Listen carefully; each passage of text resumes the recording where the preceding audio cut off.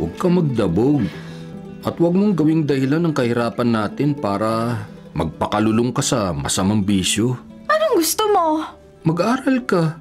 Paano ako mag-aaral? Libre naman ang pag-aaral sa public school. Nung una sinusunod kita.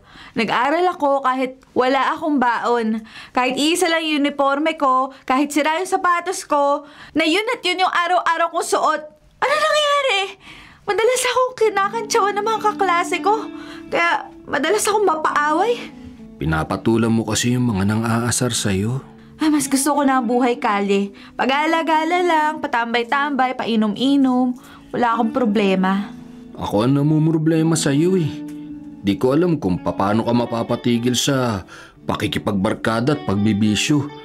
Kung paano ka mapapatino. Kaya halos araw-gabi akong nag-aalala sa'yo na baka dahil sa pakikipagbarkada mo sa mga standby at palaboy, mamaya kung ano pa magawa sa'yo ng masama, mapaaway ka.